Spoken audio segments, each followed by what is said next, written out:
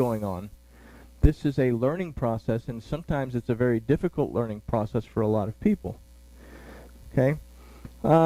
This allows them to observe, asa, what is necessary for their final redemption, deliverance, and restoration, as noted in verse 15. If you're able to understand what we've just considered, then verse 15 is basically a restatement of verse 14. Verse 15 says, "Thus shall they prepare the lamb and the meal offering, the grain offering, and the oil, morning by morning, for a continual burnt offering." Again, the desire to have this commitment to making teshuvah, to understanding what the word says, to shamar, okay, to be willing to preserve, guard, treasure what the word of Elohim says, and then observe it in their life, has to become a voluntary thing. Okay, we all say now, oh, well, it's a voluntary thing now for us to observe what the word says. It's a voluntary thing now for us to treasure what the word says, unless it interferes with something that I want to do. Okay, and we're all that way in one way or another. This is a process of change. Okay? So verse 16 says, "Thus says Master Yahuwah, if the prince gives a gift to any of his sons, it is his inheritance. It shall belong to his sons. It is their possession by inheritance." Okay, so now we have a prince that has sons. Or is the word actually b'nai, or does it actually use the word bana?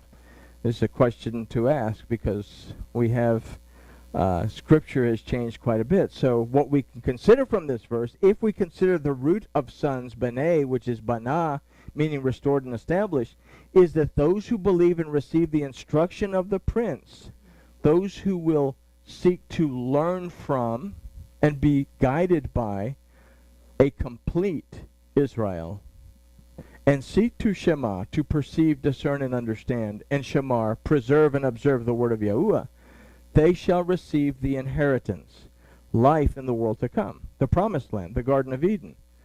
But this, however, will not hold true for everyone, as we're going to consider in verse 17. Okay? So, just because you're in the millennium doesn't necessarily mean that you make it all the way to the 8th day of Sukkot, and you make it in towards the world to come. Okay? So remember, what was the thing, again, I asked this earlier, what was the thing that ejected Ish and Isha from the garden? Refusing to realize that they had transgressed and not making teshuvah for it. We are basically in the same boat as Ish and Isha were, except that we don't have to eat from the tree of the knowledge of good and evil, because it flows through our veins. What we have to do now is to learn how to temper it and recognize transgression and recognize the need for teshuvah. This is the white throne judgment, is not you have sinned and blah, blah, blah. It's the opportunity to make teshuvah, the opportunity to recognize transgression. And then in that, you move forward. So, but it won't hold true for everyone, as we'll consider in verse 17. That says, "But if he gives of his inheritance a gift to one of his servants, it shall be his to the year of liberty. Then it shall return to the prince. But as for his inheritance, it shall be for his sons."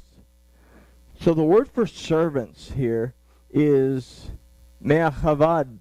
The root of it is eved. So much easier to say that. That also means one who is in bondage. Not everyone who learns from and is ministered to by the whole and restored Israel will believe and receive the truth in the word of Yahuwah. They will still be in bondage to the past, a past that they're not willing to let go of. The result is that they have the opportunity to change, but as we've considered, they must be willing to change. They have to be willing to make these changes.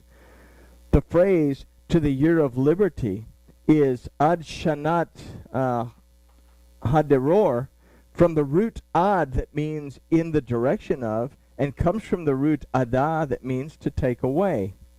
Now there's a similar word, ad, that means a witness or a testimony.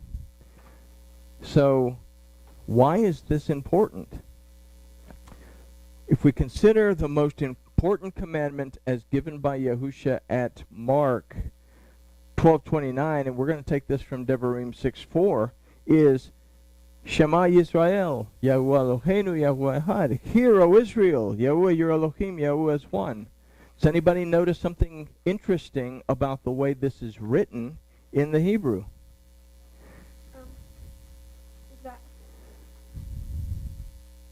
The letters, some letters are bigger than the others, right? There we go. I was just going to say, it just sounds like, I think it was last night, where we did Torah study. Uh-huh. I think we were reading Deuteronomy. Uh-huh. And they some of that was in there. Oh, wow, okay. All right, so we look at this Hebrew. Good deal.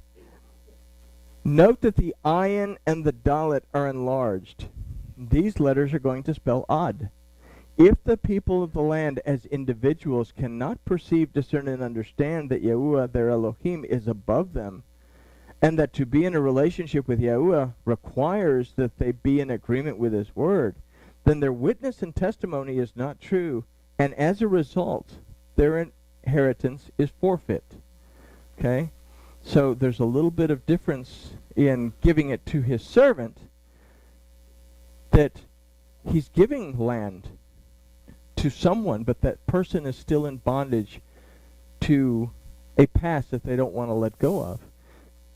And as a result, their witness and their testimony is not in agreement with that of Elohim. So therefore, the inheritance, which is the world to come, is forfeit. Okay? The word for years we considered earlier is shanat, from the root shana, meaning to make a change, as in to transmute, to change from one thing to another. The word for liberty is haderor, that means to be clear and to be pure. So if individuals cannot change their witness and become clear concerning its purity according to the word of Yahuwah, they will return the inheritance to the prince. Those who do not wish to make teshuvah and move towards a purity and clarity of witness, according to the word of Yahuwah, cannot retain the inheritance. Sin cannot exist in the world to come. And here we have to consider Isaiah 1:28 through 31 that states, "But the destruction of the transgressors and the sinners shall be together, and they that forsake Yahuwah will be consumed. For they shall be ashamed of the terebinths which you have desired, and you shall be confounded for the gardens that you have chosen. For you shall be as a terebinth whose leaf fades, and as a garden that has no water. And the strong shall be as tow, and his work as a spark, and they shall both burn together, and none shall quench them." Okay? So, can someone who still insists on living in transgression without making teshuvah enter into the world to come, which is the inheritance? And this is what is being brought up here. Okay? So these verses will make more sense in our next and last study, I promise. It talks about, verse 47, the Extreme Cliff Notes version, talks about being led into a room that has a trickle of water. And then someone is ankle deep in the water, and then someone is waist deep in the water, and then someone is chest deep in the water, and this water is gushing, and it's feeding the trees in the valley and making them grow. But it also has, a little farther down, it talks about a marsh, a swamp, where people cannot grow anything.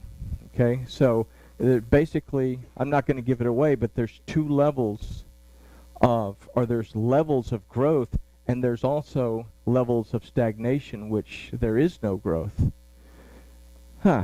There, see, now we don't have to have another study of Ezekiel. No. Okay, so these verses will make more sense in our next and last study of Ezekiel that talks about water levels and swamps in chapter 47. What we have to keep in mind here is that the wages of sin will always be death, and failing to make progress out of rebellion to the word of Yahuwah in the millennium will be no exception. We consider, what can we equate the millennium to? Can we equate the millennium to the period of time between the exodus from Egypt and arriving at the promised land, refusing to enter into the promised land, and ending up in the wilderness for 40 years? What happened in the wilderness over that period of 40 times? Well, there was grumbling and there was complaining about not having food and not having water, and there was grumbling and complaining about who's in charge. I want to be in charge. I'm all that in a bag of potato chips. I can do it too.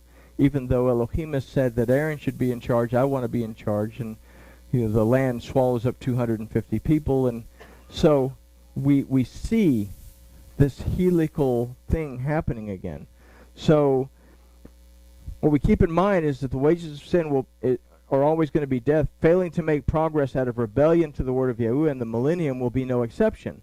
Those who are restored and established in an understanding of and a commitment to Yahuwah their Elohim by and through his word will receive the inheritance.